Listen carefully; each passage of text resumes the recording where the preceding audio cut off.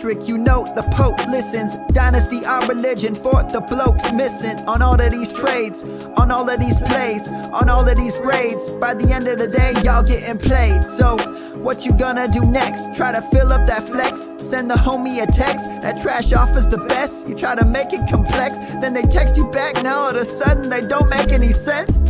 Broaden your horizons, boy. Dynasty's not for the Simons, boy. These trades not for consignment, boy. Respect your opponent, y'all some piranhas, boy. This my advice, from me to you. Open up your cute little podcast queue. Search up GOAT District, my dude. Pop it in your ear, man, y'all know what to do. It's the... And I always be trading. And I always be trading.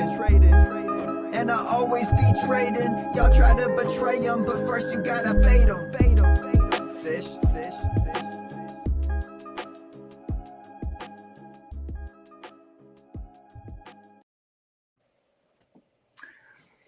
What is up, Fantasyland? We are back in the district for some week 14 action. We got playoffs coming, guys. Some of us have already stamped an entry into some big money playoffs, which is always fun this time of year. We'll touch on that.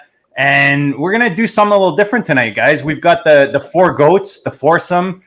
We got no caddy tonight. It's just us, a couple carts, some brews. Andrew's got his Starbucks there, supporting the main chains. And we're here to give you guys some vitamin C, man. We want you guys to squeeze us to help you guys. We got the chats. As you guys know, drop the questions, any trade questions, lineup questions, any questions you have to help your fantasy teams, drop them in the chat for us. But Dan, we have a big one tonight. Little mock draft action, talking startup. Yes, definitely. Looking forward to this. We're gonna do a 2-round startup mock draft. So it'll be only existing players. We're not going to include rookies or anything like that. So it's just players already in the NFL, which I think is probably going to be a little bit more the easiest. And we're gonna get through 2 rounds. We've got 4 of us, so each of us will be making 6 picks in total.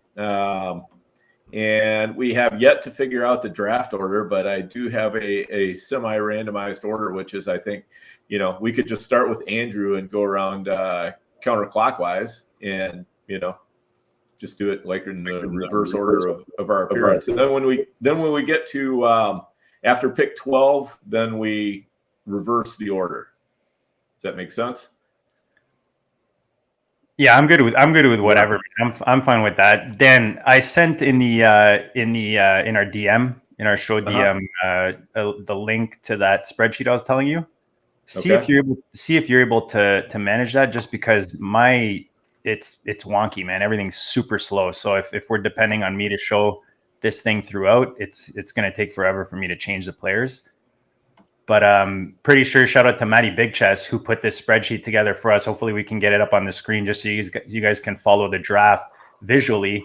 If not, we'll put something quick together. But Matty Big Chest, for all your FF graphic work out there and any other graphic work, dude's a genius, and he put this together for the show. So hopefully we can get that up. Theo, going into the playoffs, man, you and Andrew, you guys were fun all off season. I'm sure a lot of the audience got to watch you guys draft live in the quarter milli or half milli billies now. How are the teams doing? How are you doing going into the playoffs? Give us a little feel for the Theo portfolio. How are you feeling about it? I mean, I ran very pure last weekend. I'm not going to lie. And Andrew and I Andrew and I thread the what I like to hear on a few of our teams. We have a top 30-ish main event team, and we scored probably our lowest total, Andrew, in maybe all season long, with a couple of weird things happen. Obviously, Josh Allen's our quarterback, but we managed to win in that game pretty easily. It was hardly a sweat. But we had 2 Monday Night Football sweats. We won one game 143.55 to 142.35. and the other game, we managed to win. Andrew, what was the final score on that one? That was by like 0.8 or something, right? Yeah, that one was. I got 151.8 to 151.25. So we have 3 teams that we drafted together this summer. Doing live on the air, GOAT District shows that are in championship games, which is Awesome. I think pretty good because it's hard to draft live, and we're in a main event that we really like our team, and I have a main event going with Dan as well where we are also in a championship game.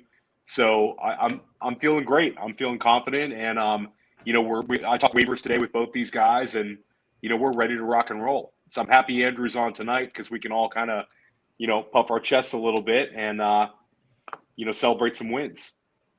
And that's what this is about, right, Andrew? Like, it's the GOAT District, and we have amazing guests on. Shout out to Theo and Dan and just the whole crew getting an awesome guest list together these last dozen months, I could say, going back now. But I said this a couple shows, like, we do really well in these leagues, and we wouldn't be on here talking fantasy football and giving our thoughts if we didn't have the records and the I don't know, trophies, I guess, or whatever to show. But just the success, you don't necessarily have to win the league, but like just putting that many, you named your 3 teams that are all in that playoff push. These are not easy leagues to get into the playoff rounds, right? I know I've got like that. I was telling you guys that those 125 best ball teams. We had one we had done together. I think, was it Andrew? We did one, didn't we? Yep. Yeah.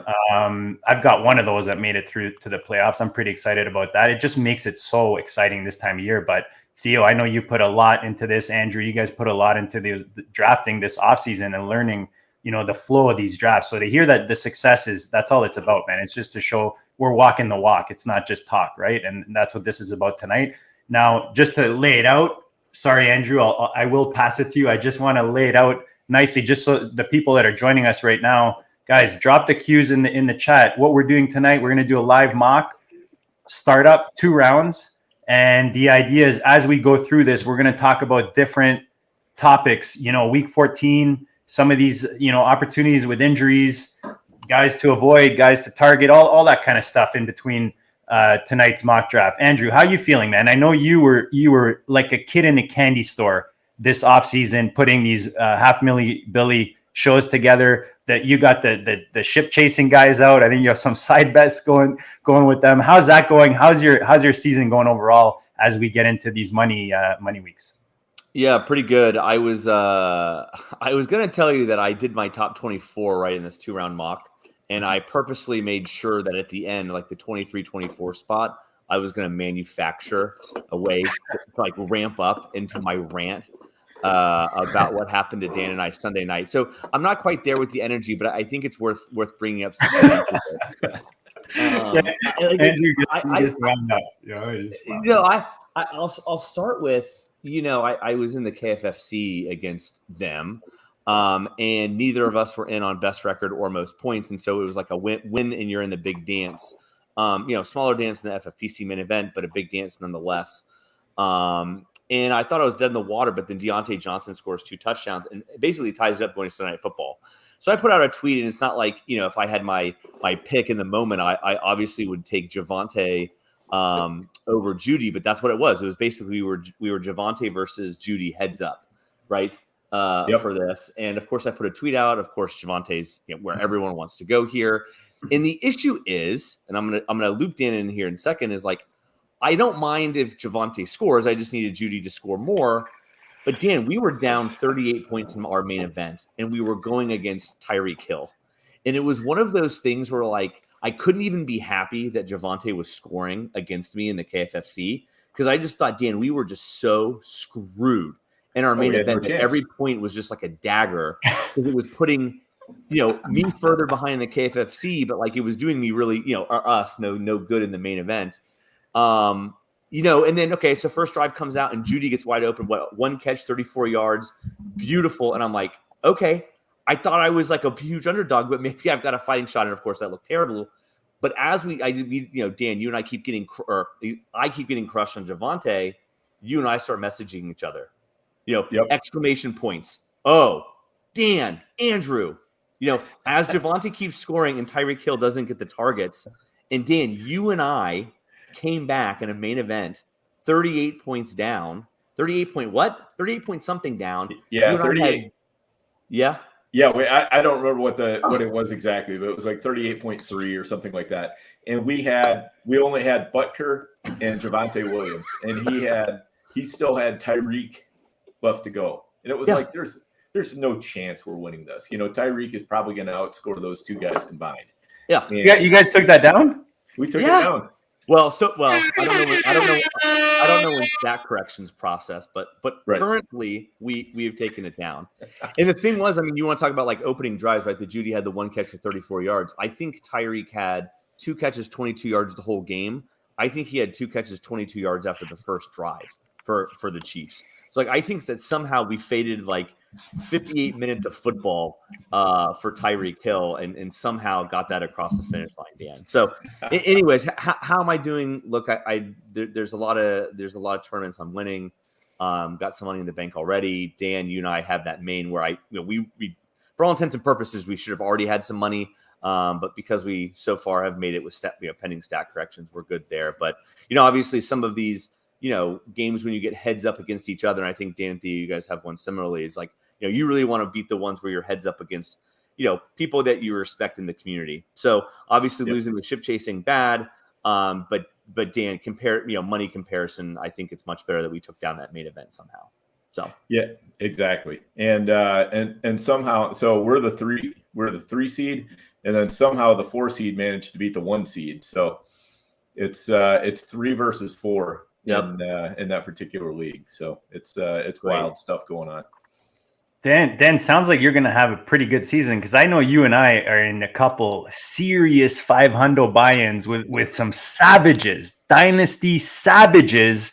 And I don't know, at the top, we just took care of Bitcoin. We're 10-3, number 1 in the entire Dynasty Depot Masters right here. These two goats, just saying. And then the hard way, right now we're in second, 9-4, just crushed at 200.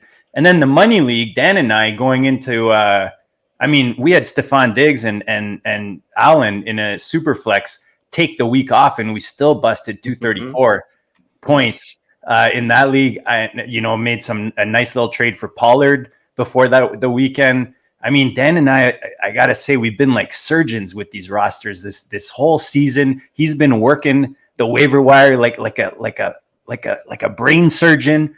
And I've been working the trade action. We've been working the trade action, and it's we're putting together a really nice season, man, in these important leagues, and I'm excited for it. Yeah, I am too. It's going to be a good year. So excited for that. And sure. And this is the weekend for FFPC Dynasty leagues where a lot of money is gonna change hands. I was going through today. I have a number of teams that are like in the second or third spot where you're right there on the money. So this is a whole nother level of tilting this weekend. It's like every game is just big time money tilt, and coveted buys as well. So it's great in these dynasty leagues.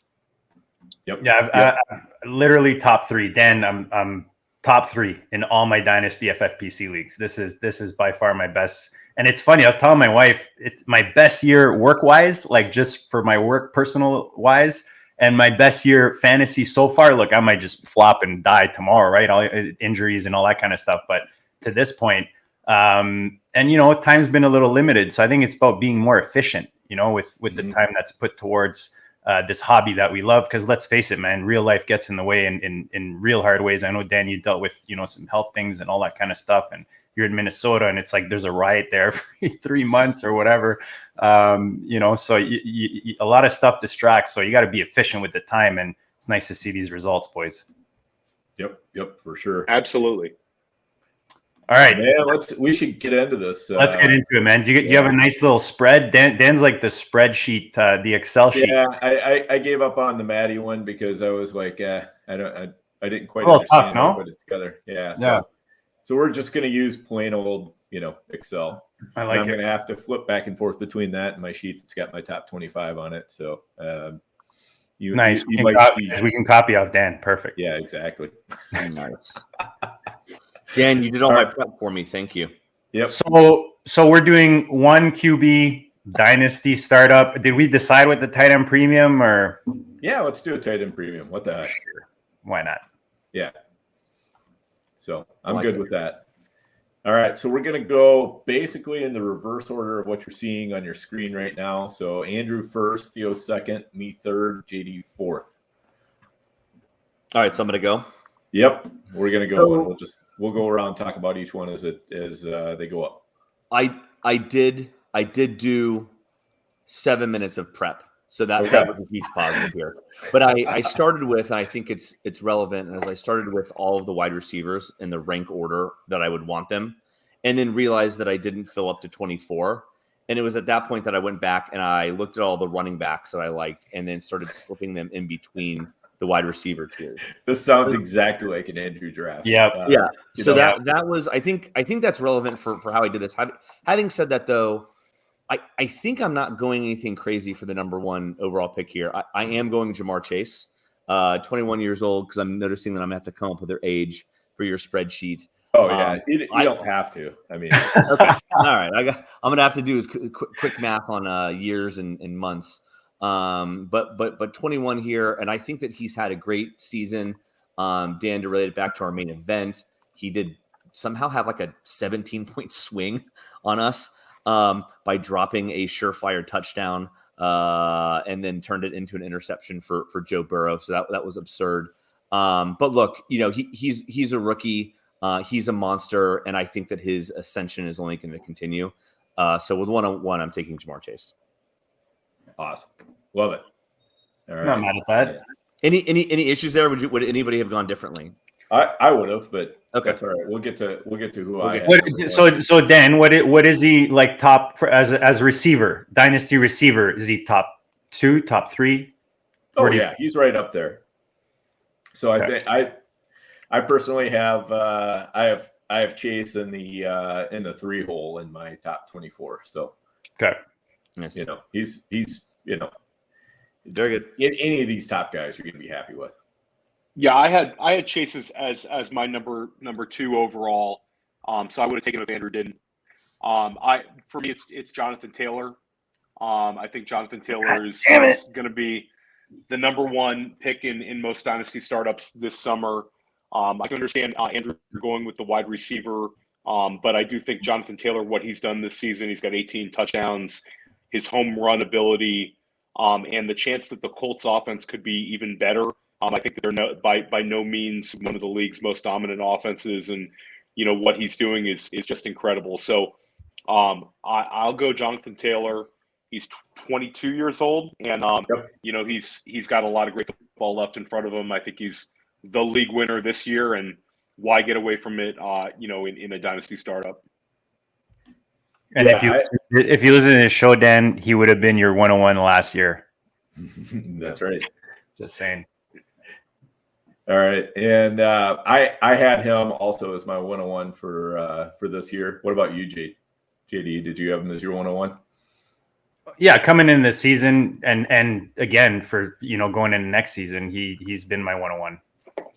And pause on that point, because you guys were nailing it. Right? I don't want to get just too bogged down here, but man, there was a point where he'd think he was going like 103, 104, and look, I know this is like redraft versus dynasty.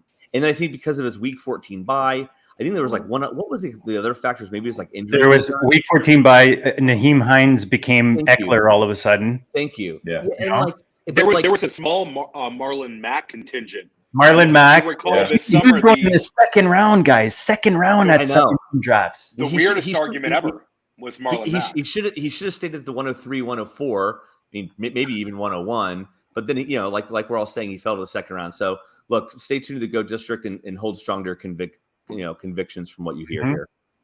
Exactly. I mean, John, all that stuff was like, like watching a magician or something out in Vegas. There's a lot of distraction going on to just keep you from understanding that, yes, JT should have been your focus all along. You should have just kept your eyes on JT, and the trick would have instantly seemed obvious to you. Yeah. So, all right. So I'm up.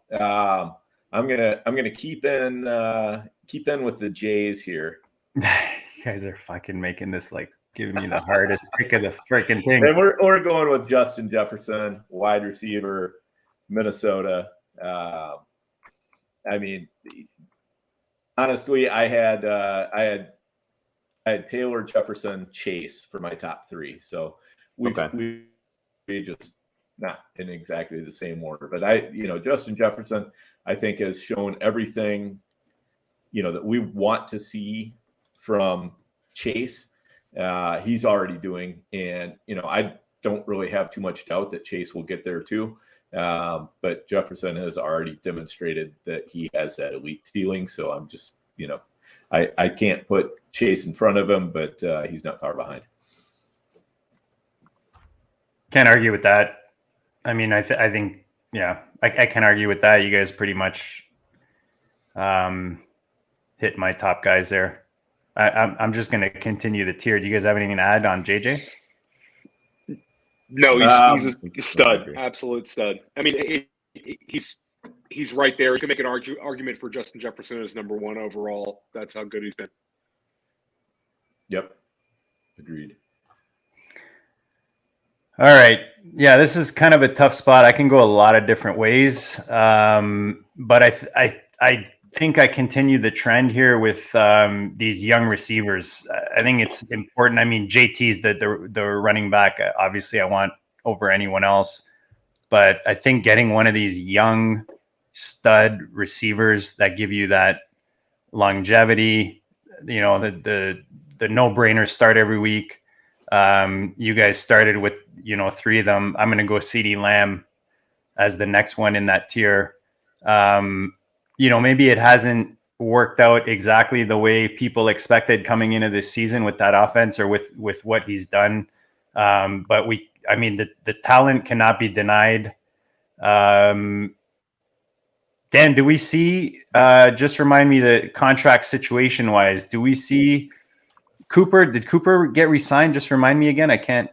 Cooper could be in Dallas next year. There's also a way they could get out of it. So it could go either way with Cooper. My guess is they'll probably bring him back. But it's going to be. But Gallup is going to be a free agent for this year, and I think it's probably going to be tough for Dallas to retain him. Okay. So you see the transition there, right? Where CeeDee Lamb will probably take over the one spot there. Cooper complement, since he can barely stay on the field, and even when he is, you're not sure if he's a decoy or gonna produce for you that night. But just the power, the age, the offense he's in, they're gonna wrap the offense around this guy as his career progresses. So I'm gonna go CeeDee Lamb here, locking up what I think is that top tier receivers. I think are very important when you're doing a startup. Yep, for sure. Is it me now in the 5th pick? I don't want to get lost. Wheeler's saying increase the font size. I hate how the you add the comments and it covers Andrew. I mean, such a beauty. You don't want to cover that. Come on. I don't need you, Steve. Yes, Andrew is up again. So we're gonna go through the entire first round in the same order we've been going, and then when we get to round 2, then we'll go top to bottom instead of bottom to top. Okay, I got this. Okay, so I mentioned started with wide receivers, filled in running back. So I did have Jonathan Taylor in top 5, but I'm missing one more wide receiver from my first 5. So I am going to go DK Metcalf. I wasn't quite ready to go to the next tier of running backs. 23 years old here. Am I worried about the quarterback situation next year with Russell Wilson gone? Maybe, but I've been worried all year long with Russell Wilson in there this year. And yet I just think that he just talent wise, strength, skills, etc. I just think that he's the man. So I'm still holding DK Metcalf value very high. I'm worried that I'm off here. But since it's my draft, I'm going to stick with it. So DK Metcalf. Dan, I just want to, I think this is a very important topic to discuss because I think the way you went through that thought process, I think that we face that a lot, especially even with rookies that are coming in. If they don't land in the most favorable spot, you start questioning everything, no matter how high the talent is. And I think what you said, and I'm asking you guys, like, just when you're doing a startup, how much does current situation, if you're doing a dynasty startup, right? You want to, obviously you're not going to keep these guys forever because we like to trade and you want to improve and all that good stuff. But how much are you considering the current situation? Like you said, Andrew, with DK, how much do you lower the value of the player, I guess, from his, talent based on the current situation when you're drafting a startup? Theo, do you have anything on that? I mean, for me, DK Metcalf would have been my pick if Andrew didn't take him. I think that you have to look at his age and the production that he's had. I think, he's almost a can't miss type guy. We've seen this year, maybe the scheme has hurt him, where, maybe the pace of play. I think there'll be a coaching change in Seattle this offseason. I hope so. I think they're going to get away from the 1960s football that they're trying to play right now. And I think that you could see DK Metcalf have, I think there's, good argument that DK Metcalf's best years are ahead of him. And I think that, he could just simply go back to last year's production. And I think that would be fine for where Andrew took him based on his age, his physicality, and the fact that he's improving as a receiver, where we saw him be kind of limited as a rookie in what he could do. And maybe that's changed where he's running a little bit different routes. He looks more polished and he's just a star. So I try to be, obviously players get driven up by their offensive situation. But I think when it comes to these can't miss wide receivers, you just put the quarterback on the back burner and you want that talent. Yeah. I think that they'll just continue the conversation because I obviously agree with what you said, Theo. I mean, I think wide receivers, to me, I can't predict their situation because maybe this is, Dan, I think we were talking about earlier this week when we were trying to set our lineup is, wide receivers are a little more, dependent on the quarterback. I think that you can buy perceived volume with running backs easier than you can buy perceived volume with, or situation with wide receivers. So in this case, it really was, okay, I'm just betting on DK's talent. Like Theo said, I think that his route tree has improved. I think his skills have improved. And look, the quarterback situation sucked this year. It goes so much worse next year. I just think that I'm just betting on his talent versus the situation. Yeah, I kind of look at it as dual tracks. I mean, basically you've got what is their value likely to be in my lineup, and then what is their value in trade, and how do I see that changing, if at all, over the the course of the offseason and into next year. And with some players like DK, he's 23 years old. He's just already exhibited that he has that talent. So you don't really worry too much about trade value overall. You don't really worry too much about, can he produce? We know he can produce. He might be somewhat quarterback proof. Maybe not quite scheme proof. I mean, obviously, if you don't throw him the ball, he's not going to catch it. We've determined that so far this year. But when they throw him the ball, good things happen. And that's what I'm looking for out of one of these top receivers. When they throw him the ball, the good things happen. Game changers. Can they win you weeks? Like if I'm picking these top guys, I want them to win you weeks. Yeah. Because I can't control whether the team's going to throw them the ball. All I can do is just try to get players that if they get those touches, I know they're going to do good things. Yep. So yes. So all right, for me, I would have gone DK, and I think it's I might see it's I wouldn't call it a tier break, but I do think the top five were a little more clear.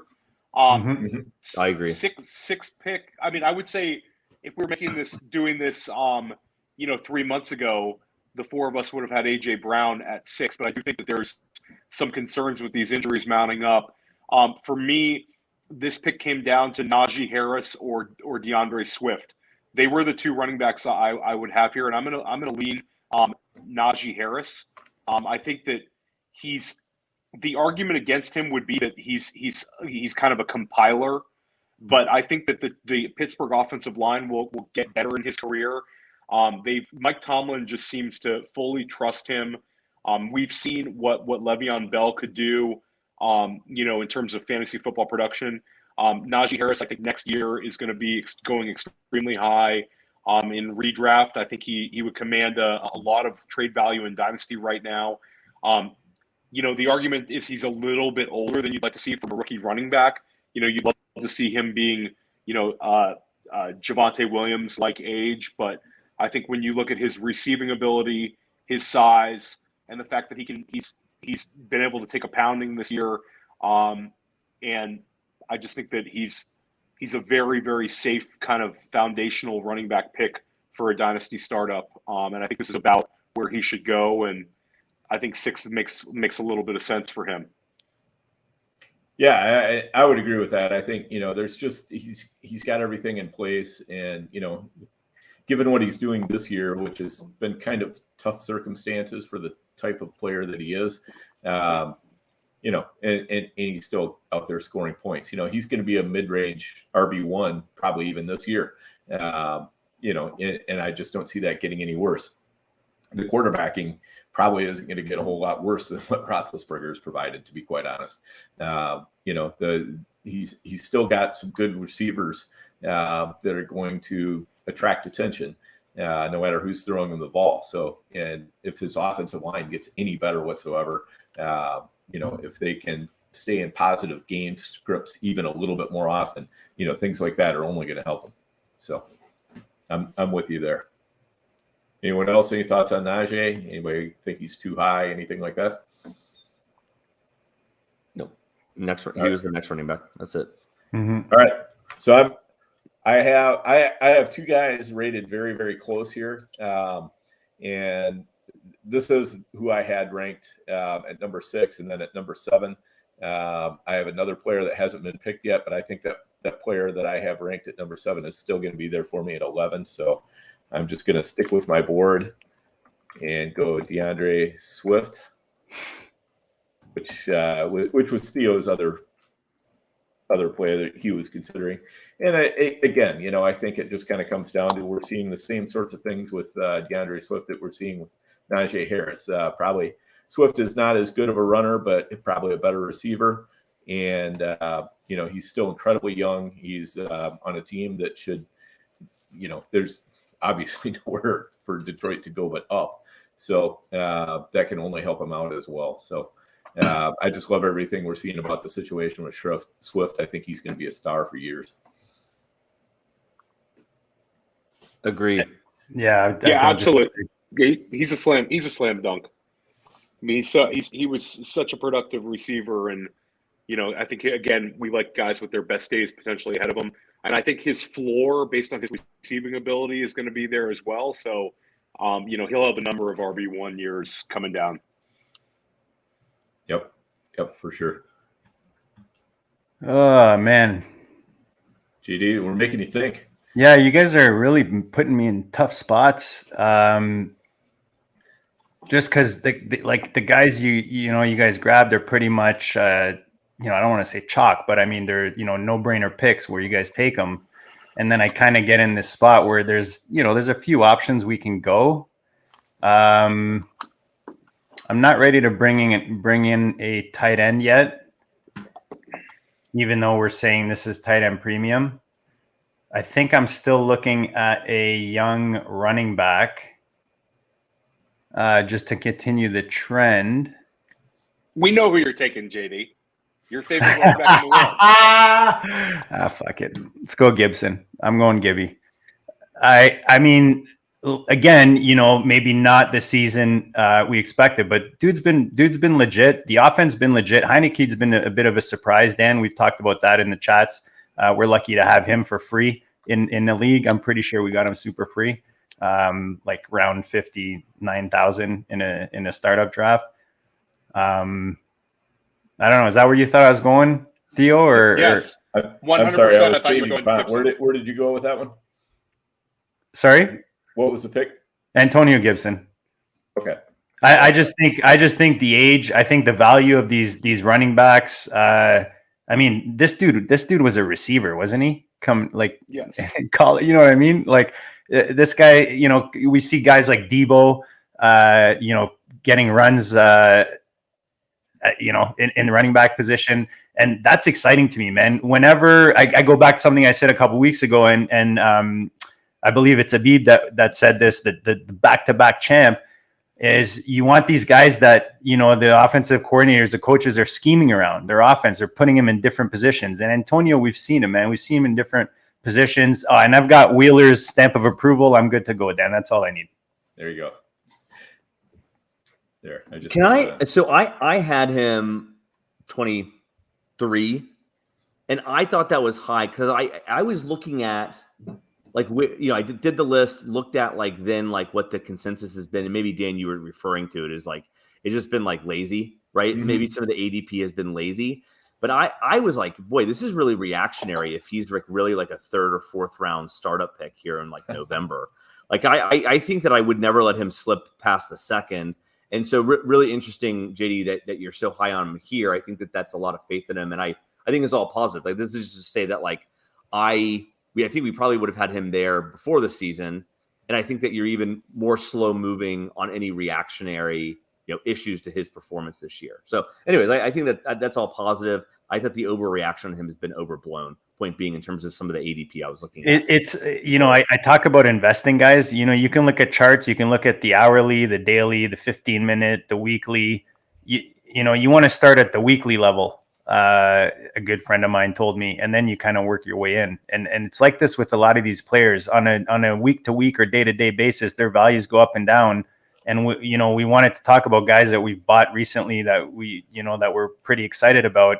Anytime you can get a guy when his value drops, whatever the reason, and his coming in, you had him at a higher value, you got to buy the dip, man. And that's proven time and time again. And fantasy is the prime place to take advantage of that, that quick and easy hashtag of buy the dip. And I see you agreeing with me, Andrew. Yeah, I like it. You've convinced me that I was probably even too low on him. And I thought I was going to be high on him from this discussion. So that's great. It's helpful. Yeah, I had him several spots lower than this, but I also think this is kind of the start of a broad tier. Yep. And I just had him a little bit closer to the bottom than the top. But I mean, honestly, we're entering a swath of players where I was like had some difficulty. There's so many ways you can go. Yeah. Yep, for sure. All right, Andrew, who do we got at 9? The only tight end I have in the list, I'm gonna pull the trigger here. So I'm gonna go Kyle Pitts, and then I'm gonna find an age too. As I 21 years old. Yeah, I'm gonna round up to 21. I think that you're just getting a ton of equity. He's somebody that I would be drafting here and not even looking to trade unless I get Godfather offer. But I think he's going to hold a lot of value here in tight end premium. I think he was a rookie tight end this year, and I think that that's perfectly fine. I think he was a great rookie tight end. I don't think that he can carry an entire offense by himself, and that shouldn't be our expectation of him. And I think he performed just fine to show that he's going to have a really high ceiling in this league and at least a really good floor that will hold some trade value here to even take some bumps in the road over the next couple years. So I am going Kyle Pitts. I'll just say that I had the top 5, and then I had this, I had Pitts and then one other wide receiver before I started diving into these running backs again. So I had I agreed with Theo's mini tier break after 5, and I had a couple of these guys kind of hanging out there in the stratosphere a little bit, right onto that first tier. So Kyle Pitts for me. Yeah, I think that's a great pick. I was going to take Kyle Pitts. So sorry for sniping you, Theo. Yeah, you're good thing we split teams, Andrew, because I think we have a lot of the same ideas on guys. And you talk about equity.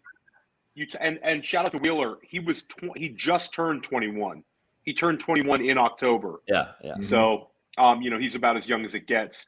And I think you talk about equity. If you're in the FFPC, like we all play for Dynasty, Kyle Pitts is still kind of a name your price guy. It's impossible to get Kyle Pitts.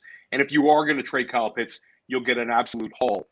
I believe Dan moved to Kyle Pitts this year. Correct, Dan? Yeah, we did that in the money league. Well, you did. Yeah, you did that with me, but that was the super flex. But I mean, super flex.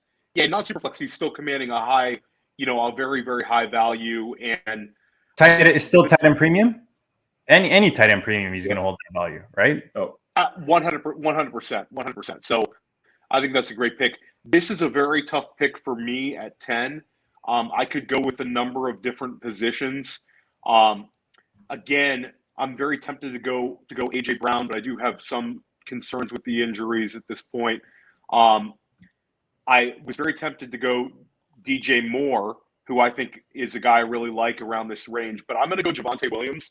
I think it's a little bit of a forward-thinking pick, but we all saw his ability, recently, especially, at Sunday night. And he's very young. He's flashed all season long. I believe he leads the league in forced missed tackles, something incredible based on his carries. And he's one of the youngest running backs in football. And the guy's he's a stud. And I think that he will end up being a first-round pick in Dynasty startups this summer in the FFPC. So I think where I'm getting him is a good range. What do you guys think about Javonte here? Yeah, I've got him in that same tier. I had him again just a little bit lower down, but there's all the signs are there. Everything that you want to see. The only thing that we need to know is that Denver's not going to do something stupid like re-sign Melvin Gordon. Yeah, that would certainly hurt my 10th overall. That would definitely change the calculus, I think, because for running backs with a shorter shelf life, I mean, you just have to take a little bit of situation into context, even if you love the talent. But I think even if they sign Melvin Gordon, Javonte Williams by like this time next year would be smashing no matter what, even if Gordon was on the team with him. Yeah, and we talk about redraft too. I think I talked about this with either you or Andrew. But like Javonte is gonna shoot up the boards in redraft. Like by the end of the summer in these, I mean, you can just see it when in these high stakes drafts, the guy's gonna end up going in the first round because people have the forward thinking. Basically, what we saw with Antonio Gibson is what we're going to see with Javonte Williams. And if they sign a quarterback like an Aaron Rodgers or a Russell Wilson or one of these coveted veterans go there, I mean, you could talk about Javonte going in the top 5 in redraft. So I think he's going to shoot up in both things. I think the talent's undeniable. And you're seeing a trend, guys, with these ages, right? That the guys are drafting their first or second year rookie running back or starting running backs. And Theo takes a guy that he just got his first, start. Melvin's kind of injury or kind of opened the door for him. But when you pick up youth at this point, it's easier to move a guy that's young and has the upside and the potential that everyone sees than move the older pieces that some drafters might be thinking of taking in these spots of a startup. We'll get to those guys. I don't want to be the guy that drops names in the middle of a draft that haven't been taken off the board, but you guys know who I'm talking about, right? Right. So you have to balance in a draft, or you have to balance, the youth with production. And we talk about here how we always try to stay competitive and keep that balance throughout the season. But that you'll see the thread here, the common thread is age, and you want to pick up youth, man. You want to get those studs because they hold their value. And Andrew, when you pick Pitts, that's exactly it, right? He's going to hold that value in tight end premium. It's not going anywhere. Yep. Bitcoin's a store of value.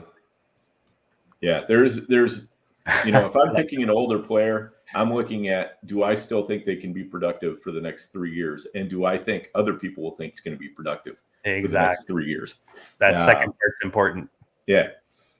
So, all right. So I'm going to break the age curve here. And which geezer are you bringing in? I'm bringing in the geezer from Carolina Nice. Because he is a full, he's 24. Yikes! So, yeah, this guy's getting fitted for the scooter right now. But no, I was happy to hear Theo say that he was considering DJ Moore. I was even happier to hear that he didn't want to pick DJ Moore at 10 because that left him for me at 11. That was the guy I was looking at 7. I'd have been happy with him or Swift there at 7. And, I think DJ Moore, it just kind of comes down to, again, he's shown he can do good things when you get the ball in his hands. And, all he needs is a quarterback who can get the ball in his hands. I don't think Cam Newton is going to be in Carolina next year. Sam Darnold might be, but I don't think it's going to be as a starter. I mean, Carolina has to address quarterback. And as long as they do, I think DJ Moore is going to benefit. So I'm totally fine taking Moore here. He's just demonstrated, as he's moved through his first 3 years, that he's on an elite path. And that's what I'm kind of looking for is, players that are on an elite path if they're going to be a little bit older. Anything that, guys? Yeah, I don't need to argue. You can't argue with CMC. I mean, just let's face it, just at the beginning of this season, which hasn't even ended yet, he was the 101 for a lot of people who were not watching this show or listening to the show. I'm kidding. But in all honesty, I think if he didn't get re-injured, maybe there's less fear out there. We're looking at DJ Moore. Oh, CMC. Sorry, yeah, DJ Moore. So sorry, But- dude. The Carolina Yeah. thing- Edit? Do we have a producer that edits this shit? No? Yeah. I think we can work on that. All right. Fuck, DJ Moore, that's your old dude that you brought in? Yeah, that's Jeez. my old dude that I brought in. Jesus, man. I know, right? 24. It's awful. No, I like it. I like it. My next? Yep, fired up. Yep. All right. You I'm got gonna 2 in a row here, actually. Oh, I got 2 in a row. Okay. I'm sticking with you, Dan. I'm bringing the geezers in. I got really excited there. I thought you brought the other Carolina Panther in here. But I'm sticking at receiver. And as much as we talk about youth, this guy is a game changer, a week changer. His quarterback's not going anywhere anytime soon. And I don't think his speed is. I'm going with the cheetah. Mhm. Tyreek Hill. Anyone that can drop a 40 piece on me any week, I'll take it. I think this guy is a secret weapon. You have him in your lineup, you have an edge, let's say, at that position every week. And like I said, he's 27 and a half-ish, I guess you could say. But I think that you talked about that 3-year window, Dan. I don't know that in the next 3 years he gets to 29, 30. His value probably on the end of that, but I figure that the way I would play that is I would draft him now, and if my team can compete now, I would use him as the weapon he is. I don't think he loses his value yet. So if your team, bombs and you're in reno mode early, I think he's still a nice piece that you can easily move for value. Yep, I totally agree. I've got Hill right up in this range as well. For exactly those reasons. He's just he's a weak wrecker. I mean, he can go out there and just absolutely destroy your opponent on any given week, and that is a special skill. Weak wrecker, I like that. And we brought up do players get elevated based on their offensive situation? And Tyreek obviously is attached to Pat Mahomes. Mahomes loves him. So you could see him kind of aging gracefully. Maybe he starts seeing even more lower ADOT looks as he gets a little older. But I think he's such a big part of that offense. And I think that he's still got a window to be a league winner, next year at 27, 28 years old. Yep. I don't like this turn either, Dan. Are we seriously? You're giving me a turn here? Yeah. Talking about geezers, I'm looking at 2 geezer running backs. I'm going to put Barkley here. I think Barkley, as much as, yes, he's been dealing with injuries, he hasn't been on the field in the sense that, he's not a guy with a lot of thread off the tires. Is that the saying, Dan? I always fuck these things up. Is it off the tires or on the tires, or how's that shit work? Yeah. Either way, he's still got plenty of tread left on the tire, I think. And guys, we forgot to give a huge congrats to Dan, by the way, for the big victory this weekend. As you guys see, he's sporting the gear. Oh yes, Baylor. Go, Dan. Very well done. Yes, Let's indeed. skim some was air fun. horns. We're the was gonna one say, the I one already talked about college team that was able to spring the upset this weekend. So it was good. Well done. I'm gonna go Barkley just because I think he, like I said, and Clapper's gone, right? At the end of the day, the Clapper's gone. That's got to bring his value up. People might have hope. The other geezer I was talking at, and sorry, Dan, I totally got spaced after you talking Carolina there. But I think he could have been an option here because he still has, like, you said, the weak wrecker type of power.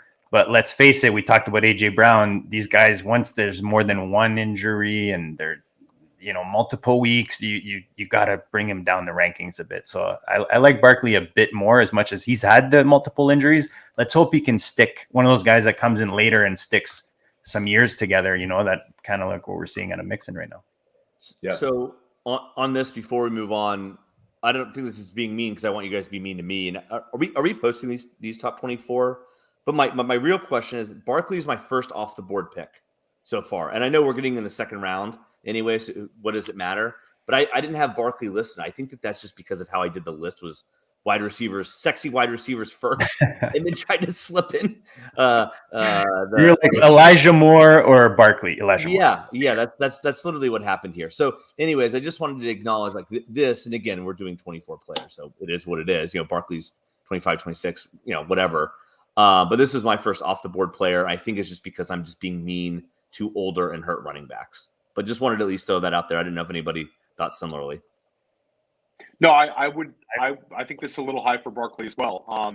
The guys which sucked for our Triflex team. Our Triflex team is dead, Theo. Put Barkley at the back now. So I'll argue. I'll make a quick argument. Our Triflex team might have a shorter window because of Barkley. Like next year could come back. I'm not ready to call it quite dead. Yeah. But I don't know. It's kind of like these first 2 round picks are so important.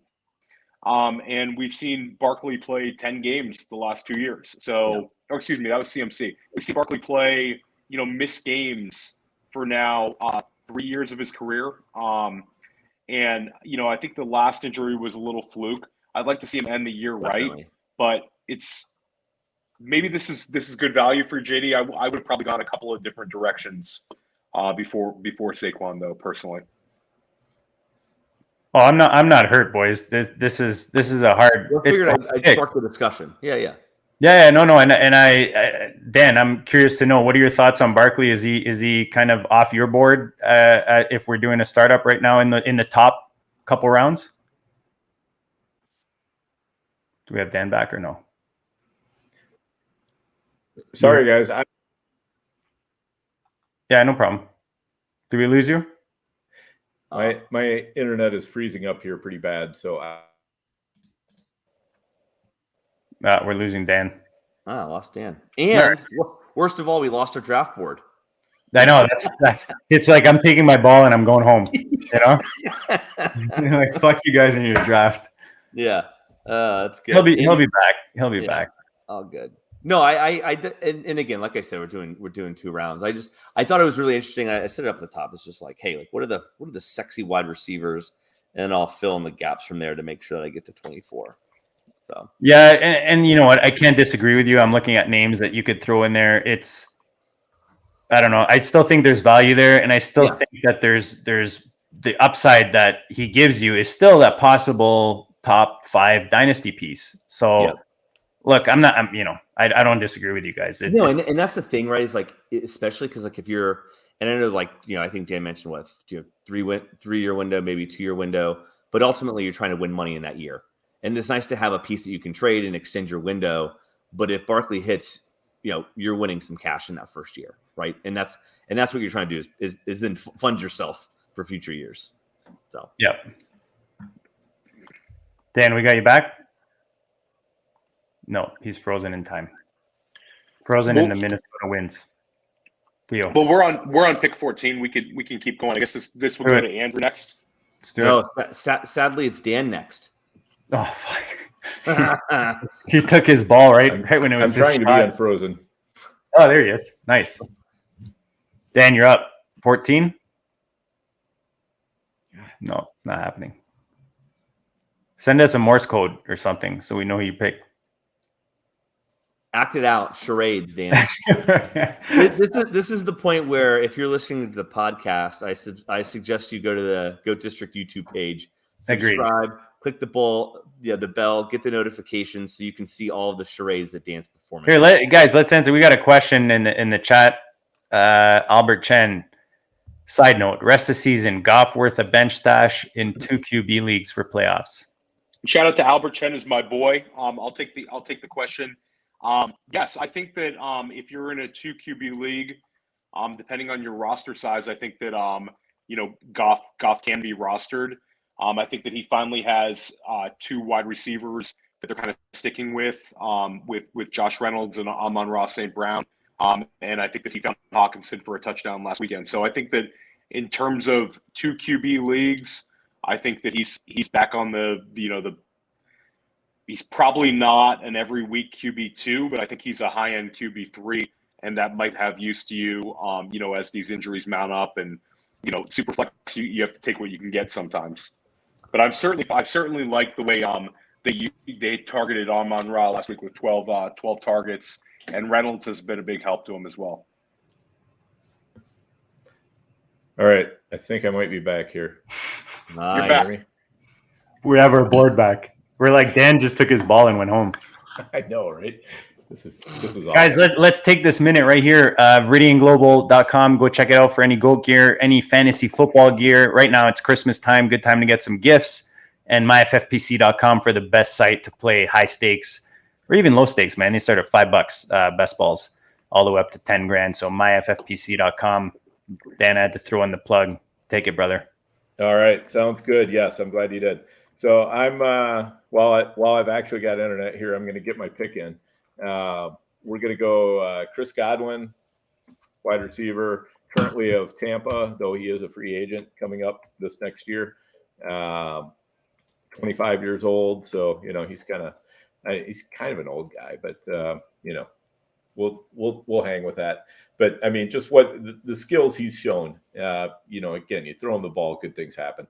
He looked great with Jameis. He looks great with Tom Brady.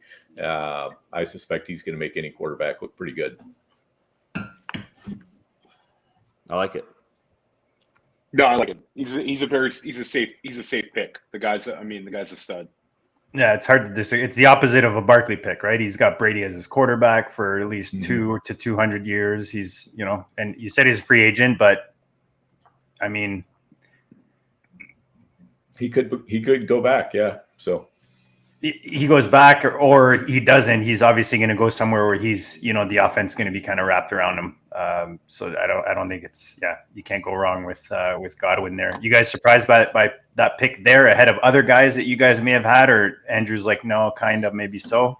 I have 2 guys ahead. I'm still interested in the one that's not picked, especially because Dan was up. But I really like Godwin there.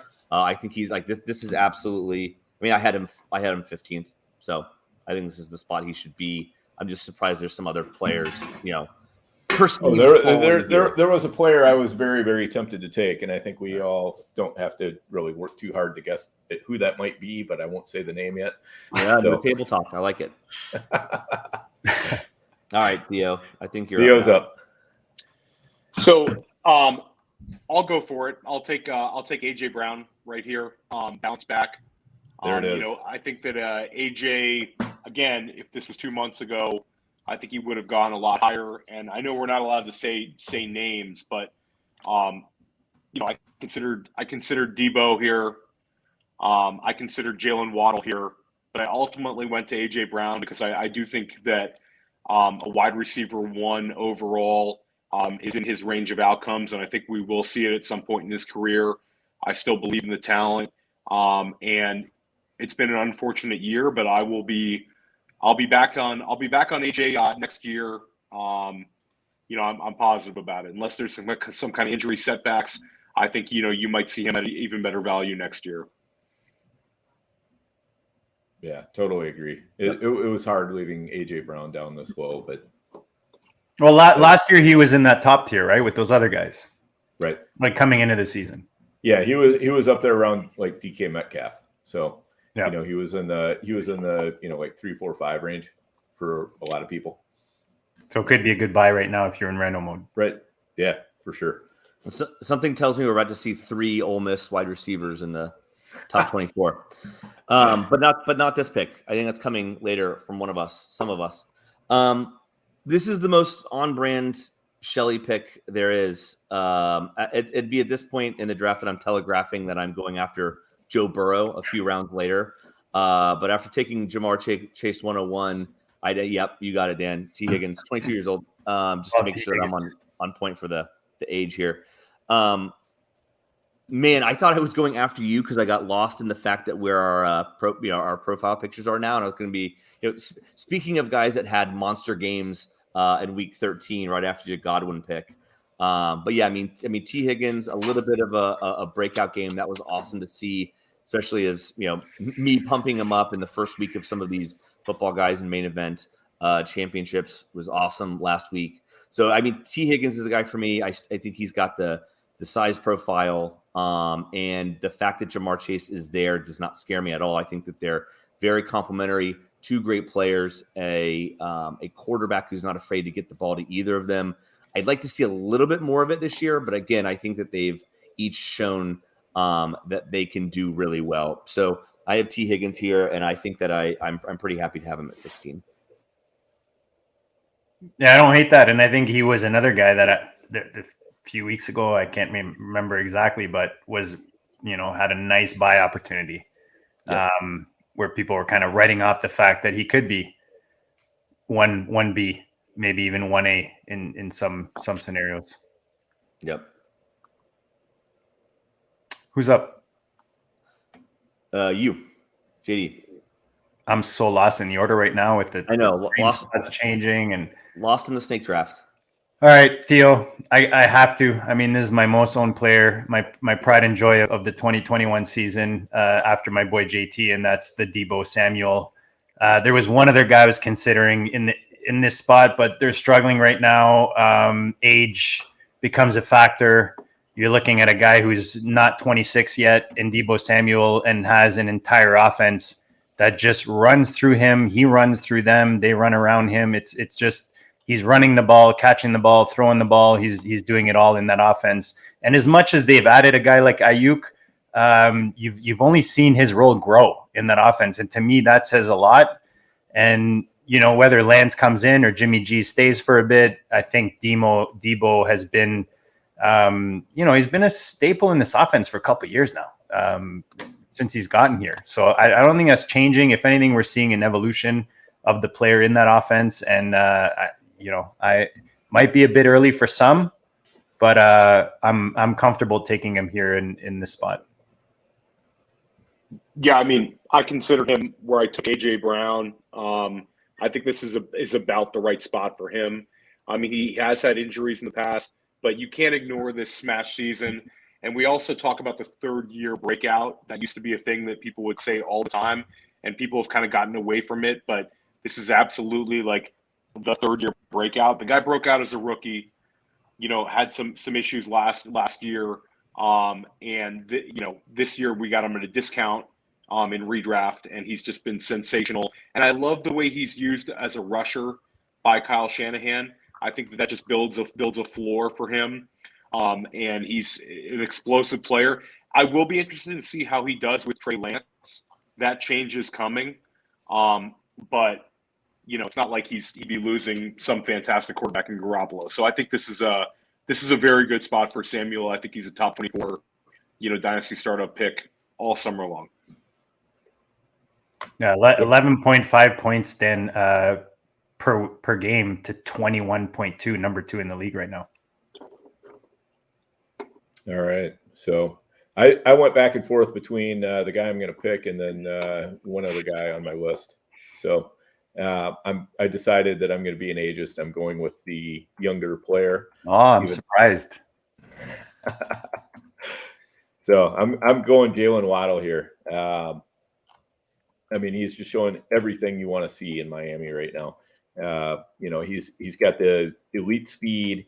He works well underneath. He can do the yak.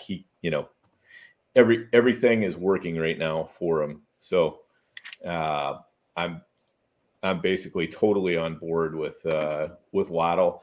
And the player, I think he's similar in some ways to the player that I would have taken next. I think will probably come off the board pretty soon. But given that Waddle's a couple of years younger, I'm just going to go there because I think he's shown me enough over the past 6-8 weeks that I feel like he's on a star track. I thought Dan was going to take him when he took Chris Godwin. So I think it's.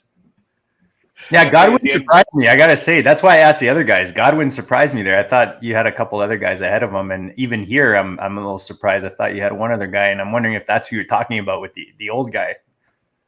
Well, we'll see. But yeah, I mean, and when I say the old guy that I'm talking about would be the same age as Godwin. So not that old, but yeah, I don't know. I mean, I think, there's something to be said for, what Godwin has proven. And he's still only 25 and, so he's right, he's just coming into his peak years. Godwin's just one of those players that makes you feel real safe. You feel like you get Godwin and you're not, it's a super safe pick. You're probably not going to bust the top out, but you're certainly going to have a great floor underneath him. Whereas Waddle, I feel not quite as confident yet. So, is it the quarterback situation seems to play a big part in what you just described? No, maybe not. I mean, with Godwin, he's just aliens are back. Yeah, I think Dan froze up. They got Dan. He's gone. No. Who's after Dan? Theo. Oh, it's back to me. Yes. Just got mixed up in the order. I think Waddle was a great pick right there. For me at this point, it's a little bit flat. I'm gonna go actually with Joe Mixon, who I think is a little bit of a curveball here. And I looked at a number of wide receivers and a number of running backs, but I just like the fact that Mixon is 25. And we talk about the offense. I think next year the Cincinnati offense could just be red hot. Burrow's shown signs of stepping forward. The team made a financial commitment to Joe Mixon this past offseason. So I think that he's got a really nice 2-year window, maybe 3-year window, where he could be, an outstanding running back one. So this was probably a little high for Mixon, based on, I'm guessing where you guys would have had him. And again, I could have gone with a number of running backs or wide receivers, but I felt like this was a good spot for Joe Mixon, keeping your running back somewhat young, but also having a potential to be in the number one offense in football next year, in my opinion. This was my first year actually buying Mixon, just where he was going. The offense, he's had the injuries. He's hasn't, he's had the ups and downs, I'm sure, as if you've owned him in Dynasty. But this year, just again, you want to tie your running backs, especially guys that are just like dominating the backfield in a really good offense that is going to score points. And we've seen it in Cincinnati this year, and they have a good defense. That's like another added bonus to what you want behind your running back. So Mixon, I made a move for him. What was it? Etienne in the first for Mixon and the 301 or something like that for a contender. I really like what he offers. And I think that, guys that are just looking at the list and looking at the age beside the player as a running back, I think that gives you that a bit of value on a player like that. What do you think, Andrew? Totally agree. Love Joe Mixon, have him in a few spots in Dynasty.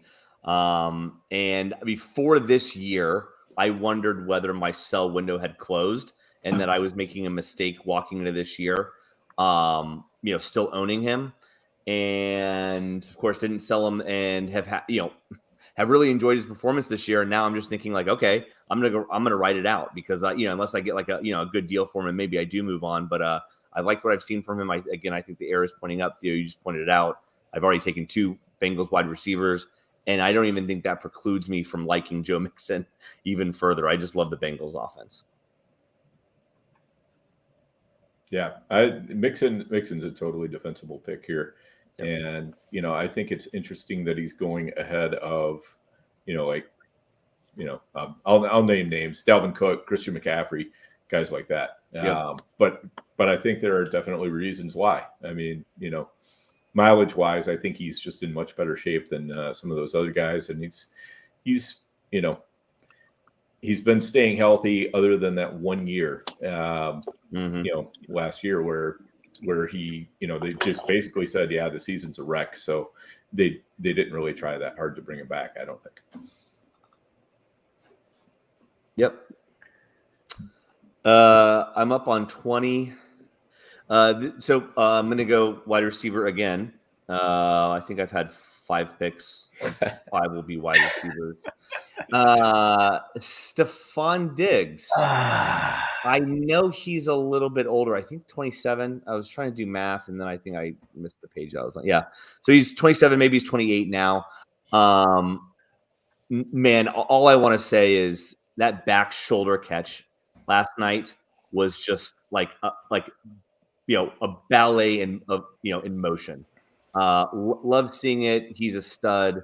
I think he's tied to Josh Allen at least for maybe 2 years. But you can fact check me if you want.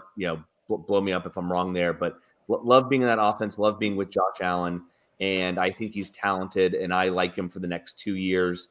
And I think he's going to help win you a championship if you build correctly here in that window. So I don't mind. I think he's the oldest player, or one of the. I think maybe either him or Tyreek here today. But I don't mind getting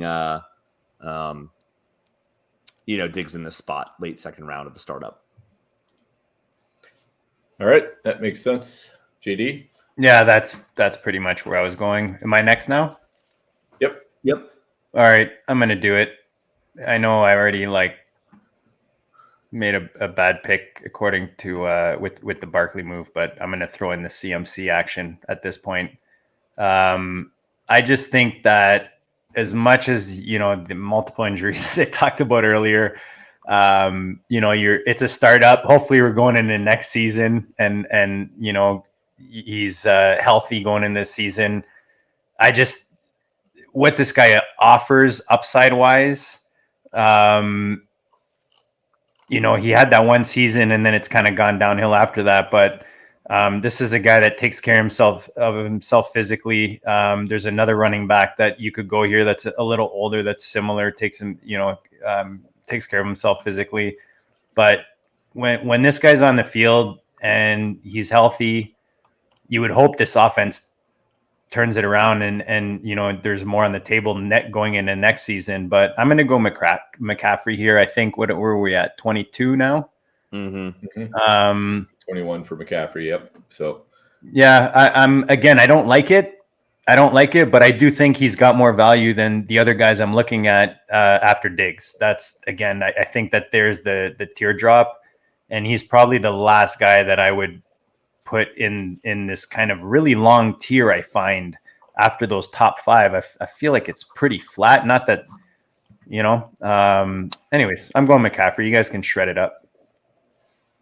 No, I think that's perfect here. Yeah, it's fine. I mean, there's a decent amount of risk with that pick, but the upside is, you could be, McCaffrey, if he stays healthy, could be the number 1 running back still in the league. So yeah, you have to balance those two things. And Dan, you mentioned names. I think there's maybe too many names I didn't even mention. I did have Dalvin and Chubb above CMC here, and maybe the Chubb one's weird. But I had them both above CMC, but I had each of those 3 in the top 24. Who was it? Chubb and who? Oh, Dalvin? I had Dalvin and Chubb. Talk about an old man. Dude. Just above CMC. And I think they're all in that 25 age range. The 2 I didn't have, and maybe we talk about it. I don't know if you guys were going to take them, so I apologize if so. Is I did not have Kamara or Eckler in my top 24. So I had them out, but I as I was looking at ages, I think Kamara, Eckler, CMC, Chubb, and Dalvin are all a old 25 or just turned 26 here. And you're basically making that decision, like you said, with Barkley, whereas you're just not going to take him because you're not going to get him. Like they're going to go in these top 2 rounds, no guys? Or you think next year maybe they go further? I think they're definitely going to go in the top 2 rounds. I think maybe even some of the people that we've taken here might get pushed down. I could definitely see like Waddle, Debo, maybe even T. Higgins not making it into most top 24s. I agree. And that's fine, but that's that's just not the way I play. I'm gonna play by generally, dynasty wise, I'm probably not that much different than Andrew, and then I'm gonna get my core of young wide receivers set, and then I'll start worrying about running back a little bit after that. Just because, we've seen, this is maybe like the extreme year, but so many running backs just come out of the woodwork that if you've got your solid core wide receivers, you get your tight end, you get your quarterback set, all of that, you can really, kind of just make it up as you go along almost at running back some years. Some years that's a little bit more difficult, but, again, if you've got that core, even if you do have a poor first year because it was not a 0 running back year, you're probably going to end up with a really high draft choice for next year, and you're going to be able to get, that anchor running back at the beginning of next year at the very least. So, that's kind of like my extreme fallback of, well, if I can't get an anchor running back anywhere else, that's I'll pick him up next year. Yeah, and I mean, continue to play out the hypothetical and just have everything go right for you. But you miss the playoffs, but you make it in the FFPC format, and you're in the draft slot playoffs, right? And if you peak at the right time and you've done this young wide receiver and 0 running back, perhaps that you didn't make the playoffs because you didn't peak appropriately, but maybe you win your way into the 101 and you've got this monster setting up for next year. Look, lots of if thens and whatevers, but I think that's sort of like the point of you can kind of time your peak even if you won't make win the money. Maybe you set yourself up really, really well for the few next couple of years. And I think it's like you're going to build accordingly, right? So if you do take one of these guys, you're building accordingly. The other thing is you're looking at your league mates, right? If everybody's going young receivers, young this, young that, and everybody's kind of forfeiting, trading down and grabbing picks, and you have a chance. That's where maybe you take one. You're not taking Barkley and CMC, or you're maybe taking one. And then you're building accordingly, and you're building that safety net underneath as you go deeper in the draft. And Dan, you're talking about, and we say it often, be top heavy at receiver, get your studs. Then you don't have to overthink the receiver position. And then you have a depth of running backs. And we see it this year, the James Conner, the Elijah Mitchells, we can go on and on about the guys that have stepped up to kind of fulfill that kind of roster build. Yep, for sure. And on that note, I'm going to go with a player that in an actual draft, I might try to wait him out a little bit longer, but yeah, I'm going to take Deonte Johnson right here. And he's a guy that I was actually thinking about where I took Waddle. But I mean, he's just so productive for Pittsburgh. And, even with Roethlisberger being just like a shell of his former self, Johnson really is starting to look like, another Antonio Brown, just a guy who can who absolutely vacuums up catches. He's good at yak. He's got the whole package. He's basically a Chris Godwin, a Jalen Waddle, Deontay Johnson. You're talking a DJ Moore. Clearly I have a type because I keep picking these guys, but they're just the kind of guys that can put out a 25-point week very, very easily. And they can do it in a variety of ways. They can do it scoring touchdowns. They can just rack up the yak, or they can, get the catches, or some combination of the three. And, when you have guys who can do that, that's super valuable, because it just builds in that really nice floor. Because you've been having to flash your spreadsheet on and off the screen, Dan, I saw where you had him, and I was so jealous of this, and I was just waiting for you to pick him. I had him at number 10. Yeah. I had you took him at 20. You had him at 10. Took him at 22. I had him on 20 on my list. So I just wanted to say that for frame of reference in terms of you said wait him out, and I agree. And I thought I was going to be early, and I'm just so jealous that you were putting such a bold stake in the ground with Deonte Johnson. So I think that's also another good call there. No, I love the pick. I mean, the guy's a stud. He had 2 touchdowns this past weekend, and people keep kind of doubting his talent, but he keeps proving it on the field every single Sunday. And he's just a fantastic player. He catches, and all the last year was all the drop passes. He certainly has that's completely out the window now. The guy's a great player, and he's only 25 years old. Yeah, there's a certain point where you have to throw draft position out the window, and Deonte is past that point. I don't care if he was drafted in the 3rd round or whatever it was. I think it was 3rd round. Diggs was drafted in the 5th round. Godwin was drafted in the 3rd round. You can be a 3rd round wide receiver and you can still be an absolute stud. So, and Pittsburgh always seems to draft wide receivers really well. Yep. Let them do the scouting for you. Yep, exactly. Theo, you're up. Okay, so this one, it's coming towards the end of the round here. I could have gone with one of those, highly productive running backs that are like 26 and up. I think it's a fine range to take them in. I could have gone with Cooper Kupp, who's had the greatest year we've seen, one of the best years for Rams wide receiver ever. But he's just a little old for me to take in this range at 29 years. He'll be 29. I'm going with Elijah Moore, who's been, everything we talked about this summer, we've seen with Elijah Moore. Yeah, and the last few games he's had an over 30% target share. I think there's a chance next year he could lead the league in target share. I think that he's just that talented a player, and I think that he's going to become such a focal point of that offense. And I think that, despite, the questions we have about Zach Wilson, I think he could just be the Jets offense. And I also like the fact that they use him as a rusher.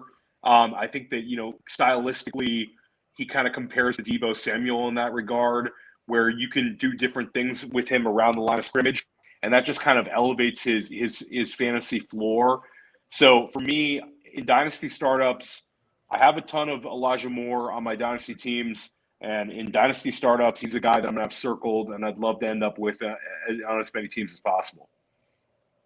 Yeah, love the pick here. And, basically, here's my one concern with Elijah Moore. His quarterback terrifies me. Other than that, everything else is great. And, again, he's a guy who's shown, give him the ball, just get him touches, and he will make things happen. That's, he's got that skill. He's he's kind of like a smaller AJ Brown in that way. So I'm glad you did it, Theo. You got the 3rd Ole Miss wide receiver in there. Yes. Snuck him in under the wire. I wasn't going to do it, so I'm glad you did. Well, you could keep it going right now, Shelly, and just take Dawson Knox and keep the Ole Miss run. We did say tight end premium. 6 for 6, and I truly am just going off of the list that I have. I'm going F1 here. I think it's good at end of 2nd round. A little bit older, but again, I think he's 26. 26, yep. So look, you get the 3-year window out of him. I think he's been pretty consistent this year, even though Heineke's not my preferred quarterback throwing him the ball. I just think he's a guy who gets open. And again, I want to talk about like the highlights is just like run across my eyeballs as I think about these players. What was it, that week 1, week 2 catch where he made the over the head catch along the sideline? Like the highlight plays are what stick out for me. It's like the Diggs, as I mentioned, and Terry McLaurin, just an absolute like stud. Always open. It's just a matter of getting him the ball. But sort of the consistent theme with all the players I've talked about, they have the talent, they can get open. not much you can do about the, them not being thrown the ball. So I'm betting on talent in almost all of my picks here, and I think Terry McLaurin is young enough and absolutely an elite talent. So for me, he's just kind of a funny one in dynasty startups, because if you start getting down to, like, if I'm taking Terry McLaurin here, and you mentioned that, in fact, he's 26, he's just a little bit older and he hasn't had that smash season. It's kind of like, do you want to take the 26-year-old Terry McLaurin, or do you just take the 28, 29-year-old 29-year-old Devontae Adams or Cup? 29-year-old Devontae Adams. Like, your window is not that much different. Like, I love the talent for McLaurin as well, but I just think that age is a little weird. And like you said, it's not like his quarterback situation is great. Like, I don't know. I had them right next to each other, more or less, and just ended up going the McLaurin route. Only on years, and I don't know what's going on with Rodgers, and I love Adams, but you want to talk about, like, people I hate seeing throw the ball. I hate seeing Jordan Love throw the ball. So I think Heineke's. I don't know. I mean, who knows about situation? I agree. Push comes to shove, Adams has shown that he can have the absolute monster season.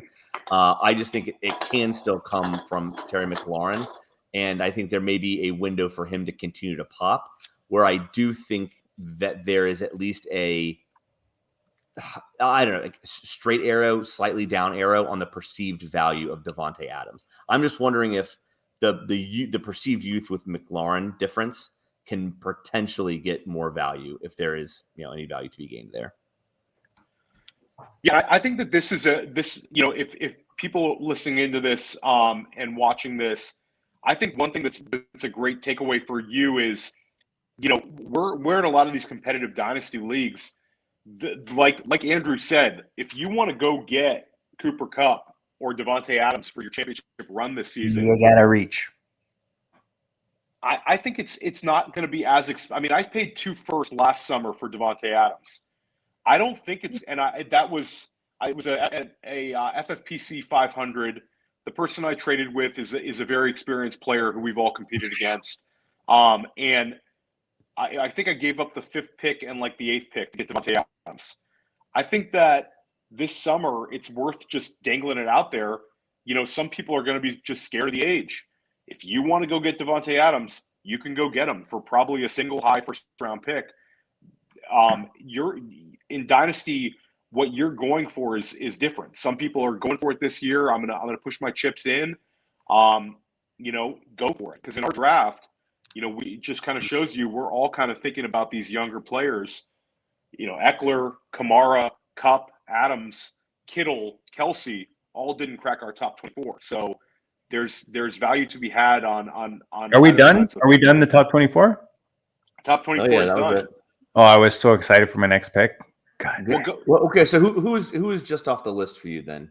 I'm with the 301 in the 2022 pick, the GOAT District FC select Mr. George, the fucking monster Kittle. Nice. I'm higher on him than, I don't know. I feel like Dynasty's kind of turned their back on Kittle. He's a blocking tight end and yada, yada, yada. But we talk about narrow target trees. I mean, San Fran, there's Debo, there's Kittle, and there's Ayuk is starting to carve himself a spot there. But for me, Kittle, I just have a comfort in him on my roster in tight end premiums. And I have him on some of my, biggest buy-in leagues for that reason. I just think he offers you the advantage. You're talking about a guy who's got 136, 145 targets the last couple of years. He's been the tight end 1 or 2 the last couple of years. Right now he's the tight end 2. And I don't see that changing. He's 28. Kelsey's going into his 32, 33-ish range. And that's the only guy that I'd consider ahead of Kittle if I'm, looking at what I'd expect in the next year or two. But I think Kittle's right there with him. And, again, with Lance coming in, I mean, I don't know that we expect that much to change in this offense when you're looking at who's going to be attracting these targets. For me, it's still going to be these 3 guys. And there's no reason for me to shy away from Kittle. So tight end preems, I'm more than happy to get him here.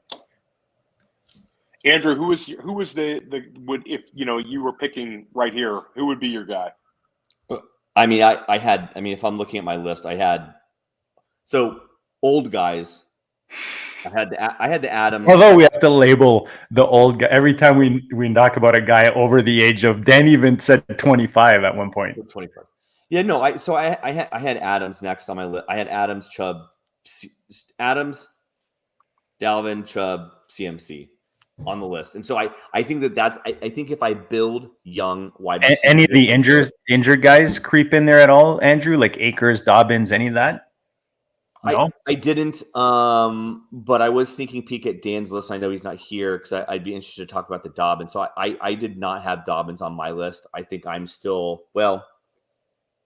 if I had to play it forward, which I didn't, I prepared exactly enough that I should have for this. Maybe Dobbins is like early round 4 for me, but I think that I'm going to still slip in some of those second year or rookie wide receivers into that third round before I get to Dobbins.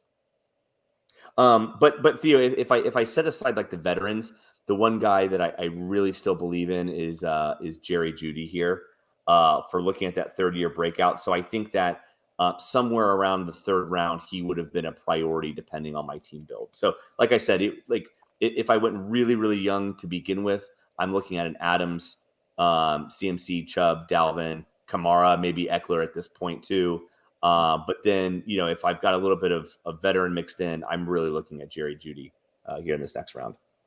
Agree with Wheeler, by the way, on the I'll throw that on there. No, I don't think you're wrong. I mean, I think you're higher on Jeudy than most, but I don't think you're wrong to be either on him. Theo? And I'm going to I don't know, Jeudy to me, that would probably be a little bit high. I believe in the talent. But just getting to Wheeler's comment was interesting. Going back to what you said about Kittle, JD, I kind of agree with Wheeler that I think Andrews is he's again kind of underrated. I had him as a guy I would have kind of considered in this range, but he's attached to Lamar Jackson. They've displayed a great connection now, and I think that he's very, very safe as a tight end pick and tight end premium. I think the one concern I'd have about Kittle is we've seen the injuries and kind of the way he plays. He wants to block all the time. He's laying guys out. It's just more of a violent style. Andrews seems to kind of protect himself. He's a big target in the red zone. It just seems like a little more like risk averse. Like Kelsey's old and Kittle's, the way he plays is kind of crazy. And it's nuts because those two guys are going to go extremely high in, FFPC drafts. But, how much dynasty equity do you want to put into them? So it's very interesting. And Andrew, one question about your Jeudy. Just to clip to your Jeudy. How about the re-signing of Patrick and Sutton? Does that concern you at all? I mean, just the fact that it's kind of crowded. I could play it both ways. I mean, maybe better talent. Maybe better talent allows the ball to be spread out, or less pressure off Jeudy. I mean, the thing was like on the Sunday Night Football, Jeudy, must have been like a slant something. I'm going to get roasted by anybody who actually watches the film, but he definitely came across formation right to left and he burned his guy, or maybe he was schemed open. I don't know, but I mean, he was wide open down that left sideline. And I just think that, look, if maybe it's the Bengals scenario, if there's more talent, maybe everyone gets to eat. I think the bigger concern, and again, something I can't really, control for is, Teddy Bridgewater ain't it. So I don't know what to do about that, but having somebody like Tim Patrick, who is a very serviceable, like third banana, like I don't mind having him as like the third banana wide receiver on the Broncos, and then Sutton, I love his talent too. So I'm in on that team as a whole. It's just the entire either scheme, offense, but definitely quarterback play should improve. But other than that, I am buying Jeudy big time. And Theo, I got to go back to the Kittle thing. And sorry, guys, I didn't mean to keep jumping, guys, between the two, but it was just and that's why I think these are really valid discussions. And yeah. I just got to say this, man. To me, targets number one for me. Targets anyone that's supposed to be catching the ball. So when you're comparing a guy who's been getting over 130 targets, the last 3 years to a guy who hasn't even eclipsed 100 yet. He will this year, but he hasn't done it yet. And as much as I thought Andrew was probably one of the best values coming into the season, as a lot of the Baltimore pieces, I still have Kittle ahead of him. And there's probably one or two guys I might. There's at least one guy that I'd put ahead of him still, or that I'd put on an even playing field when you bring in age and all that, and maybe TJ Hawk. I probably have Andrews ahead of Hawk, but I still have Kittle ahead of Andrews in my opinion. And for me, it's just that the volume difference is not even close. Yeah, I have Andrews in and not Kittle, but Kittle is like next up on my list, basically. So, for me, Andrews is tight end 2, Kittle's tight end 3. Hawk would probably be tight end 4 or 5, somewhere right around Kelsey. I had just a few players that weren't picked. I had Dobbins at 19. I had Cooper Kupp at 21, Chase Claypool at 22, and Pittman at 24. Where's Akers for you, Dan? He's another guy we talked about quickly. Nothing, not close. Like 127. Okay. All right. Very precise, Dan. That's what Dan was doing.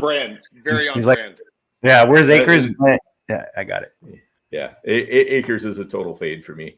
I will put him however low I need to make sure that somebody else drafts him. So, again, we probably dropped the ball when it comes to throwing in injuries and all that kind of stuff when it comes to week 14. But the idea of this was, we've really focused on chasing the ships, going after that money, bringing in a bunch of champions that have done it, how well our teams are doing going to the playoffs.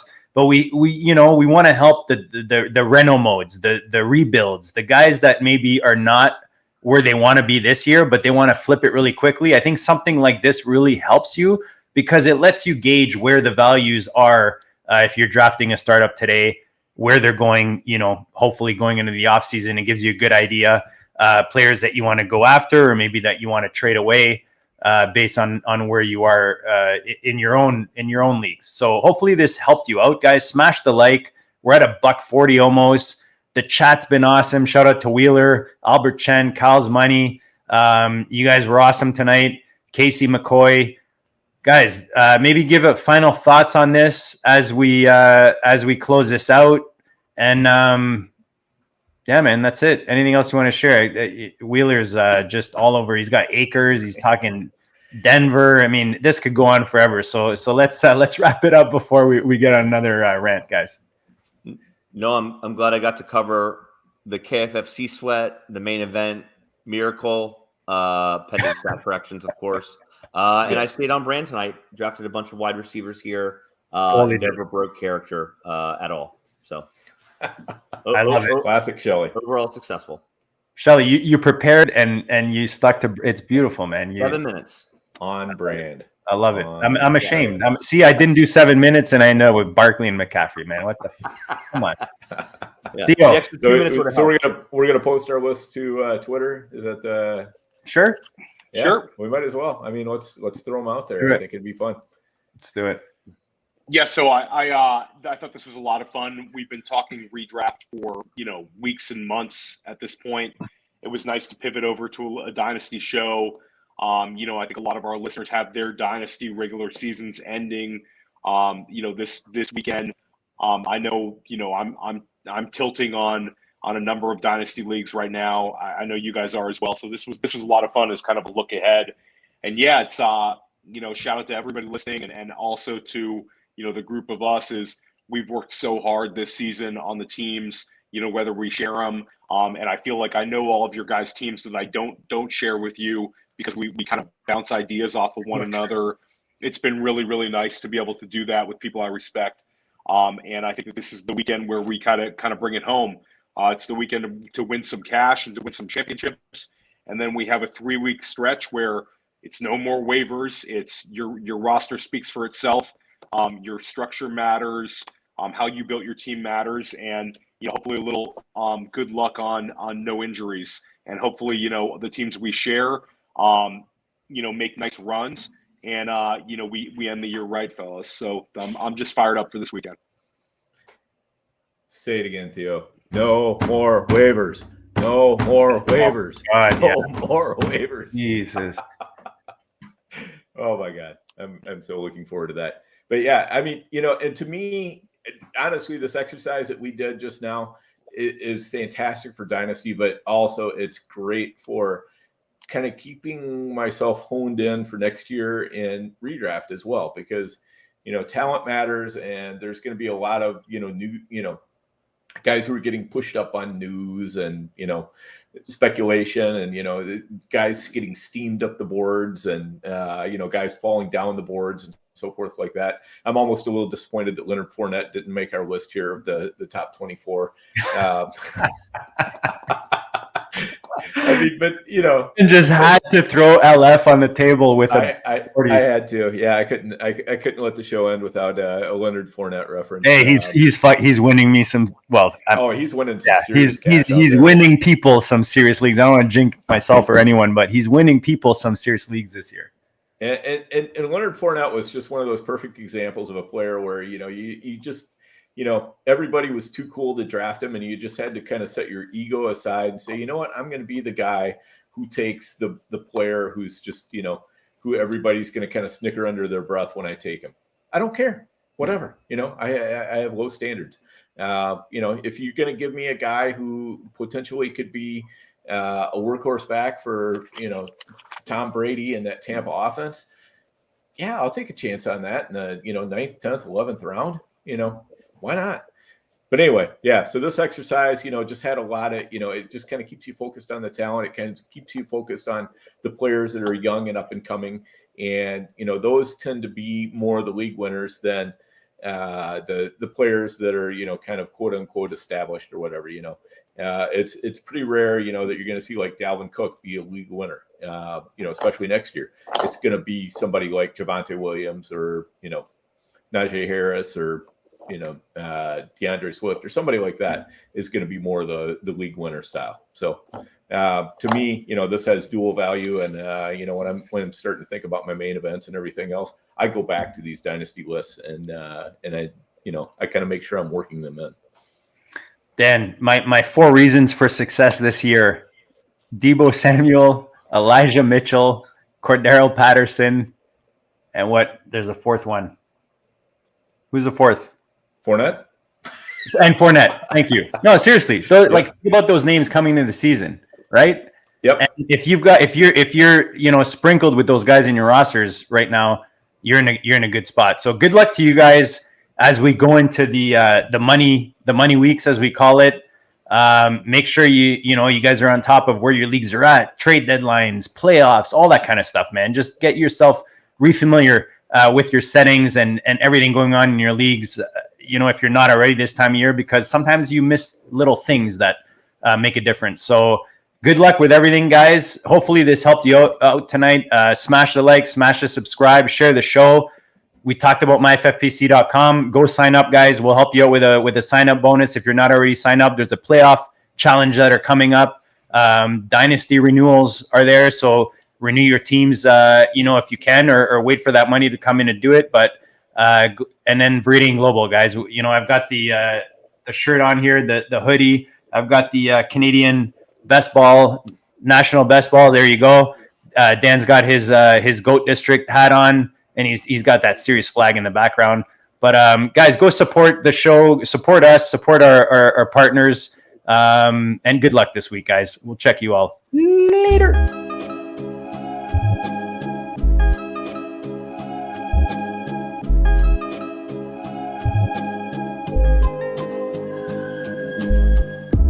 District, the Pope listens. Dynasty, our religion, for the blokes missing. On all of these trades, on all of these plays, on all of these grades. By the end of the day, y'all getting played. So, what you gonna do next? Try to fill up that flex? Send the homie a text. That trash offer's the best. You try to make it complex, then they text you back. Now all of a sudden they don't make any sense.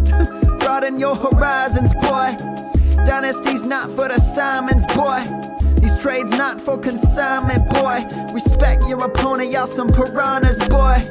This my advice from me to you. Open up your cute little podcast queue. Search up GOAT District, my dude. Pop it in your ear, man. Y'all know what to do. It's the and I always be traded. And I always be traded. And I always be trading. Y'all try to betray them, but first you gotta bait them. Fish.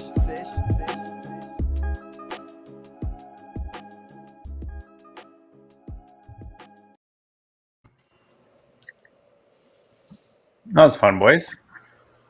Ciao, guys.